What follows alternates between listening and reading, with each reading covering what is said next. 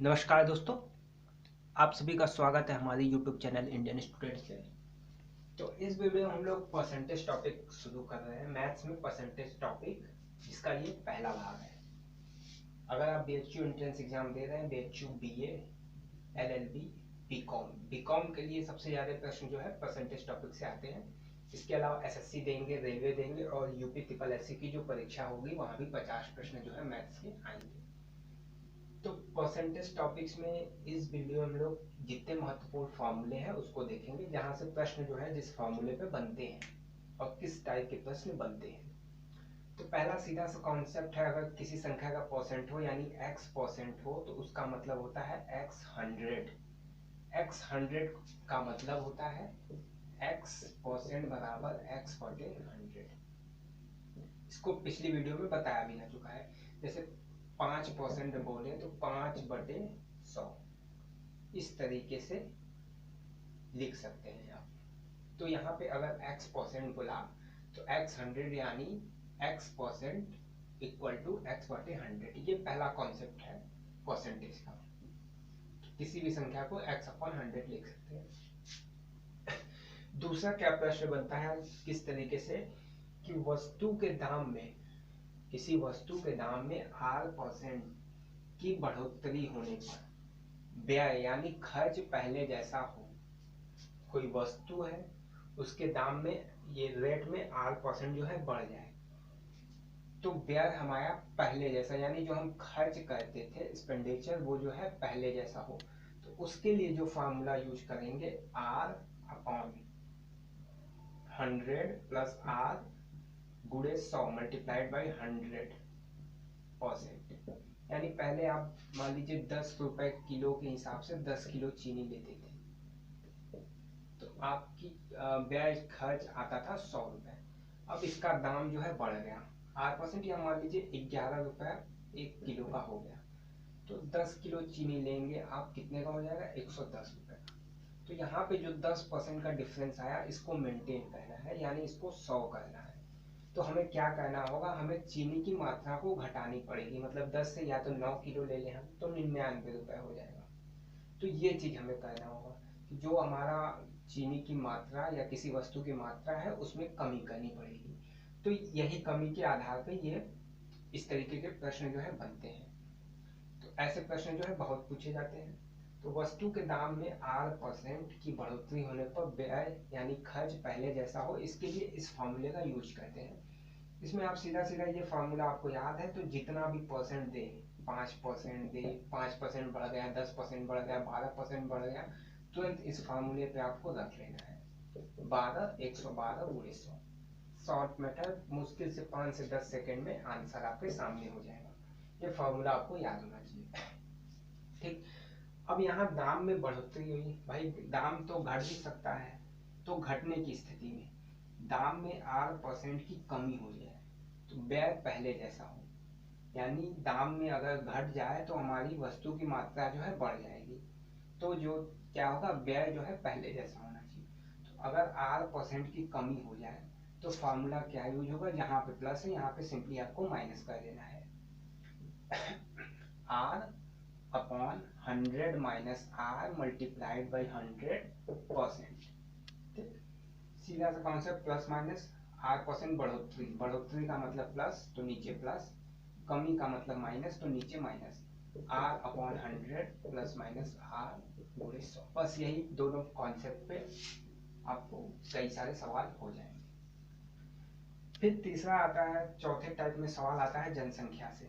एक गांव की जनसंख्या इतनी थी, इतने वर्ष बाद इतनी हो गई, उस तरीके के सवाल के लिए मान लीजिए प्रारंभिक जो जनसंख्या थी वो P है, पॉपुलेशन जो है P है। इंक्रीज रेट यानी बढ़ोतरी जो हो रही है वो R% एक साल में हो रही है।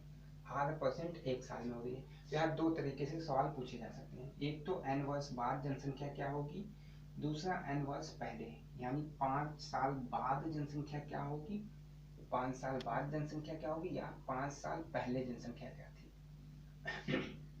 तो n वर्ष बाद जनसंख्या अगर पूछे, n वर्ष बाद अगर जनसंख्या पूछे तो क्या होगा, P ब्रैकेट में 1 प्लस R/100 के पावर n, एन क्या है, जितने वर्ष दिए हैं वो एन हो जाएगा। पी क्या है, प्रारंभिक जनसंख्या, जो प्रारंभिक जनसंख्या आपको दी होगी वो पी है। आर क्या है, रेट, तो क्या फार्मूला हो जाएगा, पी 1 प्लस आर अपॉन 100 की पावर एन। यानी आफ्टर, क्वेश्चन में आपको आफ्टर दिखाई दे तो ये फार्मूला यूज करना है, और अगर n वर्ष पहले दिखाई दे यानी ए को दिखाई दे तो आपको ये फार्मूला यूज करना, क्या, P अपॉन 1 प्लस आर बटे 100 और ये नीचे पावर n। इस पे क्वेश्चन होंगे तो ज्यादा आपको क्लियर हो जाएंगे। अब कोई मशीन है, उसका अवमूल्यन हो रहा है, अवमूल्यन माने घटाव, ठीक। कोई मशीन ली जाती है तो प्रारंभिक स्थिति में उसका मूल्य सबसे ज्यादा होगा, जैसे जैसे समय बीतेगा वस्तु पुरानी होगी, उसका मूल्य घटता जाता है, तो इसलिए इसे कहते हैं मशीन का अवमूल्यन। तो n वर्ष बाद क्या हो जाएगा, अवमूल्यन के, देखिए अवमूल्यन के केस में यहाँ पे जितने में दोनों में प्लस है, यहाँ पे आपको माइनस कर देना है बस। यहाँ पे क्योंकि जनसंख्या जो है बढ़ेगी, आज जनसंख्या अगर 100 है तो कल 110 होनी है, ठीक। जनसंख्या हमेशा जो है बढ़ती है, तो यहाँ पे जनसंख्या बढ़ती है इसलिए प्लस का यूज किए हैं। मशीन में अवमूल्यन होगा यानी घटाव की स्थिति होगी, तो यहाँ पे माइनस का यूज करेंगे, यानी इन दोनों फार्मूले में जहाँ प्लस रखा है आपने माइनस रख दीजिए, तो फार्मूला क्या हो जाएगा, पी 1 माइनस आर अपॉन 100 के पावर n, और n वर्ष पहले पूछे यानी 5 साल पहले 10 साल पहले मशीन का मूल्य क्या था, तो p अपॉन 1 प्लस आर बटे 100 के पावर n। फिर ये मोस्ट इम्पोर्टेंट, सबसे लास्ट छठा जो है सबसे मोस्ट इम्पोर्टेंट प्रश्न जो है बेच्यू एंट्रेंस में कई बार आए हैं, रेलवे की परीक्षाओं में आते हैं। यदि if A is r% more than B, यदि ए जो है r% ज्यादा है बी से, तो b is less than by a, तो b जो होगा एक से कितना कम होगा, then b is less than by a. आपको ऐसे प्रश्न में ये सेकेंड स्टेज, यहाँ मोर यहाँ मोर या लेस नहीं देखना है, सेकेंड क्वेश्चन के सेकेंड भाग में क्या है वो हमें देखना है, जैसे यहाँ पे लेस है या मोर, क्वेश्चन जब आएगा बस आपको क्वेश्चन में यहाँ पे देखना है, सेकेंड पार्ट में b is less than by a, तो क्वेश्चन में भी देखना है यहाँ पे लेस है या मोर, आपको वो फार्मूला यूज करना है, जैसे if a is r% more than by A, then b is less than by A, b जो है a से कितना छोटा होगा, तो क्या फार्मूला यूज करेंगे, r अपॉन 100 प्लस r गुणे 100%। ये फार्मूला कुछ मैच कर रहा है इससे, ठीक। सेम ये फार्मूला यहाँ पे यूज हुआ है, यानी फार्मूले कुल मिला के 3 और 4, 4 फार्मूले टोटल है। 4 फार्मूले पे पूरा आपका जो है परसेंट इस तरीके के 6 प्रश्न हो जाएंगे, कोई भी प्रश्न पूछे ये 4 फार्मूले आपको याद करने हैं। तो क्या हो जाएगा, ये चीज हो जाएगी। लेस के बारे में पूछा तो ये फार्मूला आपको यहाँ पे यूज कर देना है, r अपॉन 100 प्लस आर गुणे 100%। यहाँ पे लेस होगा, अगर यहाँ पे लेस है तो यहाँ पे प्लस होगा, लेस है प्लस होगा, ठीक, अपोजिट चलेगा, यहाँ पे लेस है यहाँ पे प्लस होगा। दूसरे टाइप का प्रश्न क्या है, a इज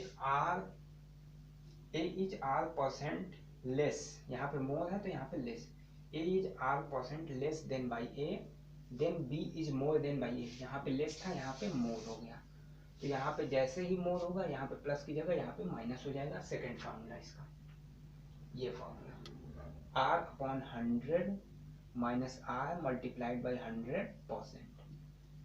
तो आपको क्वेश्चन अगर दे तो तुरंत आपको पूरा क्वेश्चन ये नहीं देखना है यहाँ पे कितना परसेंट है, यहाँ पे मार्क करना है, यहाँ पे लेस है या मोर है, लेस है मोर है, ये देखिए लेस है तो नीचे प्लस, मोर है तो नीचे माइनस।